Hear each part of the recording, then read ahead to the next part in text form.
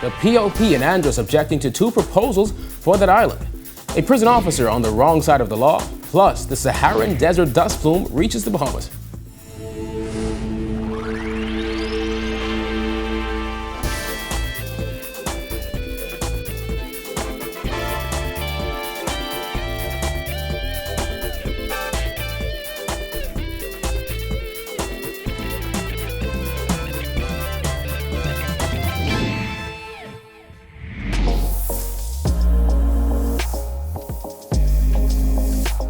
Our News is brought to you by Alive. Welcome to Our News and thank you for joining us. I'm Kyle Joaquin. The Progressive Liberal Party is voicing its strong objection to two proposed projects for North Andros. One of the proposals which has been submitted to the government includes harvesting aragonite and redevelopment of a port in North Andros. Some Andros residents say they're in desperate need of investment, but not at the cost of the environment. Jasmine Brown reports.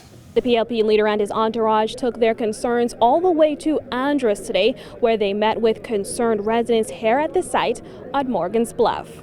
We are cognizant of the need for work, jobs, and development in Andros. We start, however, from the unalterable premise that the development of Andros must be driven by the philosophy of Bahamians first. And the people of Andros must be in the driver's seat. A 2019 proposal by multi-billionaire Dr. Patrick Soon-Shiong has recently become a national concern after it was leaked in the public domain last week. The proposed North Andros Green Free Trade Zone, which developers say would be worth more than $200 million, would include a new shipping port, airport, healthcare research facilities, and manufacturing facilities for harvested aragonite in Morgan's Bluff.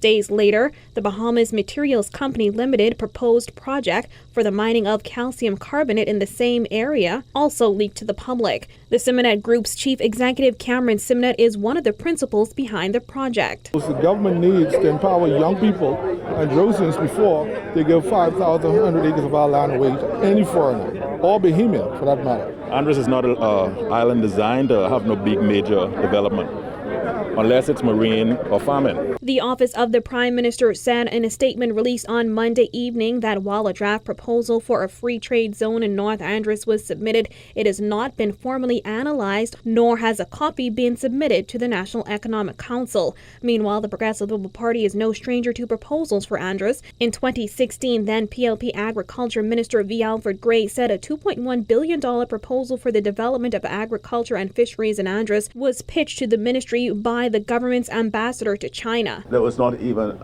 nothing came to the cabinet for any consideration. What I recall is that the ambassador of China met with people in China. They gave him a proposal as to what can happen in the fishing industries here and what they wish to do. That was sent to the minister, and that was it. And that's where it is, and that's where it will be. Reporting for Our News, I'm Jasmine Brown. Contractors Registrar in the Ministry of Public Works, Omar Archer, again finding himself before a magistrate. As Berthany McDermott tells us, ultimately he was allowed to leave the court a free man. 48-year-old Omar Archer Sr. stood before Deputy Chief Magistrate Andrew Forbes on one count of assault. It was alleged that on May 29, 2020, the Lewis Street, Nassau Village resident unlawfully assaulted 28-year-old Tino Robinson. Archer pleaded not guilty to that charge. Archer's attorney, Jeffrey Farquharson, told the court that the complainant made several attempts to withdraw the complaint but wasn't allowed to do so. He said officers informed the complainant that he could only do so before a magistrate. The complainant took the stand and when questioned by the prosecutor said he was not threatened or bribed and that he wanted to withdraw the complaint of his own free will. As a result, the deputy chief magistrate dropped the charge and Archer was allowed to leave. Back in 2017, Archer was convicted of threatening to harm a senior police officer through a social media post. In 2015, he posted on his Facebook page that he remembered being poked by the senior officer and his colleagues 10 years prior while studying at the University of the West Indies and that he would pull that senior policeman's file. He added that the senior officer should adjust the surveillance cameras at his home in a better angle. Meantime, the complainant in this latest case, 28-year-old Tino Robinson, was also charged with deceit of a public officer. The particulars are that on May 30th, 2020, while at New Providence with the intent to evade the requirements of the law, Robinson endeavored to deceive a public officer acting in the execution of his office by means of false statements. Robinson pleaded not guilty to the charge and was granted bail in the amount of $500. He too was represented by attorney Jeffrey Farquharson. He returns to court on November 4th for trial. Reporting for Our News, I'm Berthany McDermott. A 23-year-old prison officer will spend 15 months behind bars after he pleaded guilty to drug-related charges. Delroy Barr, seen in the gray jacket, was charged with 1 count of possession of dangerous drugs and 2 counts of possession of dangerous drugs with the intent to supply. He was sentenced to 6 months at the Bahamas Department of Corrections on count 1, 15 months for count 2, and another 15 months for count 3 to be served concurrently. It is alleged that on June 22nd, without proper authority, the corrections officer was found with dangerous drugs. A team of officers while at the prison took Barr to his vehicle. A search resulted in the discovery of 1.18 ounces of suspected marijuana in his center console. Barr then took the officers to the maximum security unit and pointed out an electrical fixture box where they found 4 packages of suspected marijuana weighing 2.78 ounces. They also searched his home, where they found a white plastic bag containing 9.75 ounces of suspected marijuana in a linen closet. Police also seized $401, which they believe was derived from the sale of the suspected drugs. Well, a 25-year-old man was charged with the attempted murder of a police superintendent back in April. Lorenzo Wilson also charged with murder at his arraignment today. He is accused of murdering 29-year-old Deanno Gordon and attempting to murder Superintendent Warren Johnson. The charges stem from a shooting incident that took place on April 7th at Hampton Street. Wilson was not required to enter a plea to the charges. Bail was denied, and he was remanded. He will return to court on October 20th. There could be an increase in police presence on local beaches as of Monday when public parks and beaches reopen, according to National Security Minister Marvin Dames, who said he isn't concerned about officers' ability to continue to enforce regulations. Yeah, I'm certain the commissioner has his plans. Yes, I'm certain that he has his plans. As I said before, we will be working closely with all of the other government ministries who would also have a responsibility for the beaches, including the port, and that's the Ministry of Transport. Dames was asked how those measures will work when tourists return to the Bahamas next month. A curfew is a curfew. And so once those orders are out there, then they apply to everyone. If persons are in violation of that plan, then the police will take the necessary action to ensure that everyone is abiding by the orders, and that is their job. A woman who had been missing since Saturday was found in good health today. On Monday afternoon, police said 33-year-old Rakara Russell, a flight attendant, had last been seen over the weekend at a home in Charlottesville, Old Fort Bay. A missing person flyer was shared thousands of times on social media. Well, earlier today, police announced that their search for the resident of St. Andrews Beach Estates ended on a positive note. Still to come, Dorian evacuees given a new date to transition out of shelters. Plus, a Saharan dust plume blows over parts of the Bahamas. Stay tuned.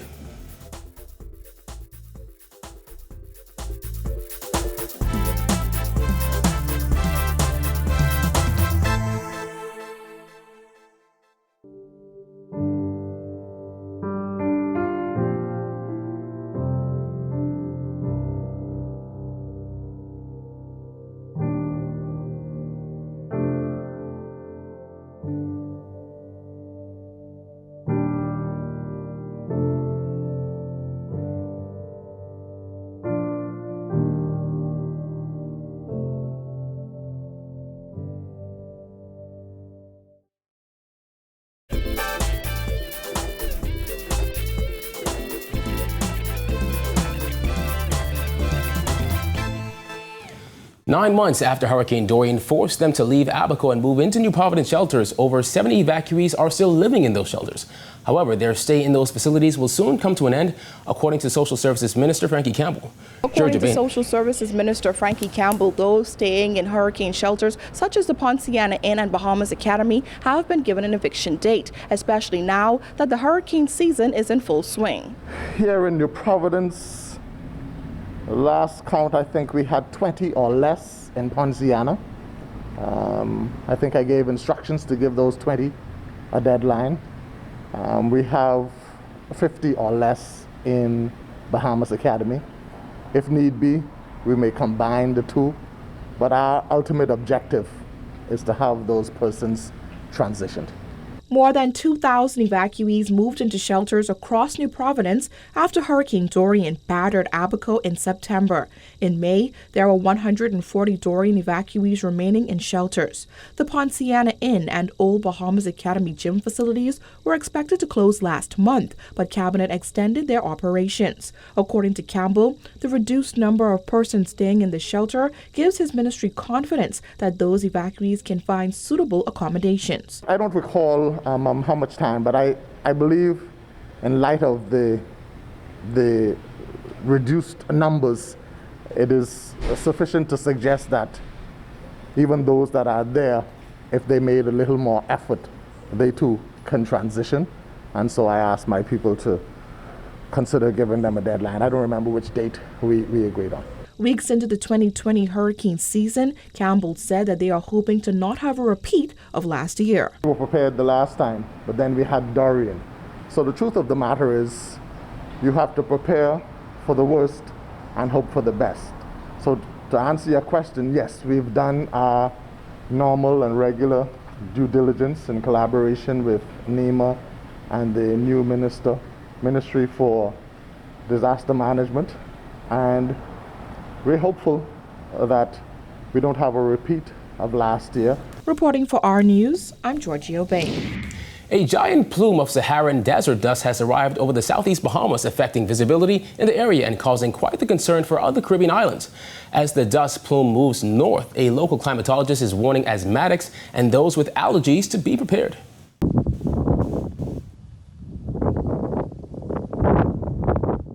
This video sent to Our News from Daniel Morley in Inagua shows a gray sky above as the Saharan desert plume makes its way over the southeast Bahamas. The dust has been making its way across the Caribbean, drastically reducing visibility in places like Puerto Rico. Chief Climatological Officer Mike Stubbs says as the system blows into the northern Bahamas between Tuesday night and Wednesday morning, residents should notice some changes. So here's this whole grayish area that you can see from Puerto Rico down to Dominican Republic and Haiti. All this darker gray mass here is the dust that's actually moving from east to west, and this is going to move into, matter of fact, the southeastern Bahamas, Inagua, Turks and Caicos, and the Actors and Crooked Island. You can actually see the dust now affecting that particular area of the Bahamas as we speak. The dust plume has come as welcome news to many within the Caribbean, as it is a drier layer of air and hinders the formation of tropical cyclones. Because what happens is dust zaps most of the moisture out of the systems that they try to develop, and so it takes away the moisture. Moisture is very important for the development of cyclones. So certainly you find that they would lose their ability to develop as fast and as rapidly. Though we're in for a pretty active season, right now the dust can be a blessing in disguise. The dust plume has interrupted flight schedules, causing delays as visibility is drastically reduced in some areas. But there is a concern for those with conditions like asthma and allergies. Medical professionals are urging them to stay inside as the dust plume passes by. The good thing about it is that the further west it travels, the concentration of dust diminishes. But however, it can still be a factor as far as allergy is concerned. So what has been asked, persons have been asked from medical professionals to maintain wearing the masks as we did for COVID-19. So that would somehow help to alleviate the effect of the dust on persons. It is expected that the plume will not be as dense by the time it reaches the northwest Bahamas. And as it passes through the Caribbean, Stubbs says feel free to pull your cameras out as well, as it also makes for very picturesque sunrises and sunsets. You find, for example, the Eastern Antilles, you find places like Barbados and those, they have a much heavier concentration of dust because they're perhaps the first area of contact for the dust. So certainly those persons will be affected even more so than we would. Still to come, doctors donate to the Red Cross's Meals on Wheels program. Stay tuned.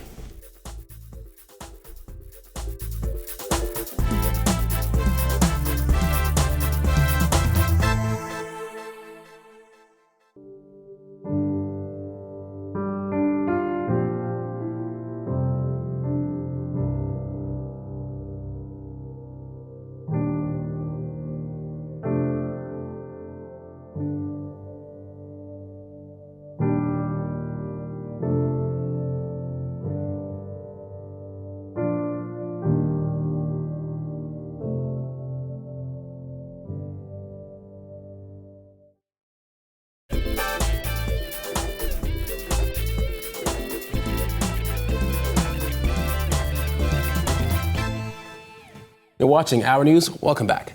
Boxes of food were donated to the Red Cross's Meals on Wheels program today by the Consultant Physician Staff Association. In addition to being on the front line of the fight against COVID-19, CPSA President Dr. Sabriket Pinder Butler says the physicians realize they can also help by feeding those families that have stumbled upon hard times because of the pandemic.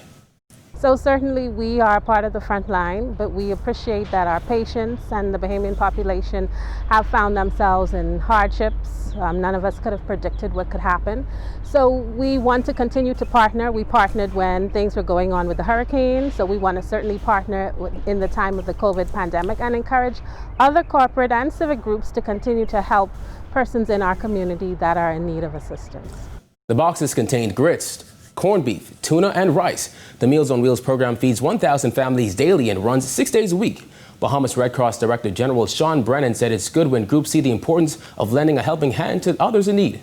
Invite them to come, not only in terms of cash, the cash is necessary in terms of financially supporting the ongoing program, but also in terms of volunteers. If you can come down and help, we have a team here who's working right now in terms of packaging items, helping us in terms of the shipping. So any assistance Corporate Bahamas is able to provide, we will, whether it's in kind or financial assistance, we will graciously receive it. Generali Global Health has partnered with the Cleveland Clinic in Florida to host a free virtual wellness session via Zoom tomorrow at 4 p.m. Health Promotion Associate at Generali, Chandra Sawyer, said the company wanted to provide the free seminar to assist high-risk individuals during this time. The purpose of the session is pretty much geared toward that high-risk population, which COVID-19 would definitely affect. Those are individuals that would have been diagnosed with hypertension, diabetes, heart disease, obesity. We know that those non-communicable diseases are chronic, and the mortality rate for those diseases are increased, especially if you don't get the medical attention and care that you need. So the purpose of the session is to help those individuals to safeguard their health during this time. The seminar's theme is routine medical care during the COVID-19 pandemic. Attendees will have an opportunity to ask medical professionals their questions. Still to come, sound advice from a top producer. Stay tuned.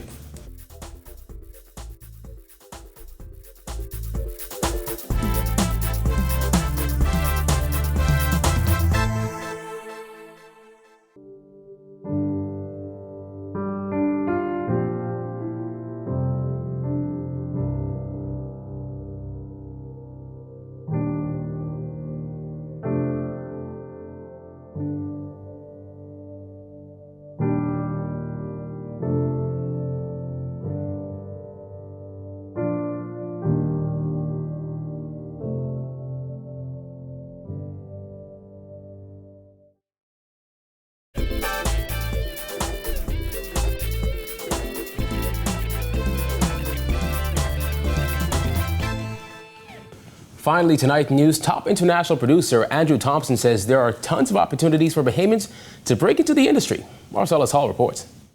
Well, it wasn't so long ago we spoke to Bahamian producer Andrew Thompson. You may remember him from the Last Dance documentary. He was the executive producer. Well, according to Thompson, there are many chances for Bahamians to step into those very same roles. Still receiving rave reviews for his work as executive producer on the Last Dance documentary, Bahamian Andrew Thompson was quick to point out that there are many opportunities for Bahamians to be involved in the industry. A lot of times everybody wants to be Marcellus, right? They want to be a Ahmad Rashad. They want to be in front of the cameras and, and that's great because you can make a lot of money doing that. But I can tell you, there's only a limited amount of positions of people who are in front of the camera presenting news, rapping, singing, whatever. But behind the scenes in production, people in the Bahamas, you might not see it on a daily basis in the Bahamas, but there are so many jobs in production, from all kinds of producing, from line producers, live producers, feature producers, show producers, content producers. There's 17 different types of producers in the production world. Then there's all kinds of cameramen who shoot live action, who shoot documentaries, who shoot feature films, sound men. I can go on and on and on about this world of production, but a lot of times Bahamians aren't exposed to that. And every one of these positions start, if you're really a good cameraman, starts at about $50,000 a year. Thompson saying the key, as with any endeavor, is to just be willing to work hard. You don't have to have brain science, brain surgery to do this. You just got to be a hardworking person and show up on time and follow direction. So there's so many opportunities in the world of production. I would be glad to have a seminar on this in the Bahamas if somebody wants to bring me back. But yeah, I found my niche as a producer, and I'm glad that my boss hired me 33 years ago. He added that one of his plans, when all is said and done, is to take on some projects here at home. So all these stories are out there. And at some point, I'll tell you, one of my passion projects when I get done with the MBA is to come back to Nassau, come back to the islands and tell these stories and put these people on camera before they're all gone. So the doors are indeed open. It's just a matter of when Bahamians are going to step on through. Reporting for our news, I'm Marcellus Hall.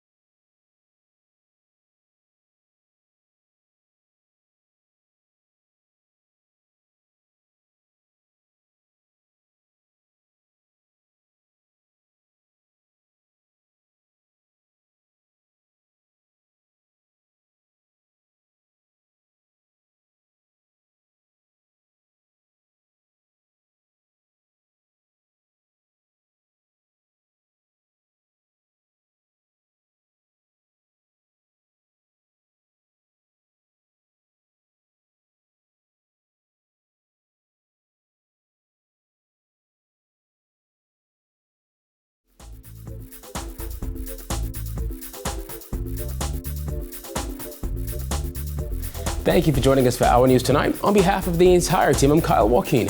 Remember, you can catch Our News on the go with the Go Play app. Have a good Tuesday evening, Bahamas.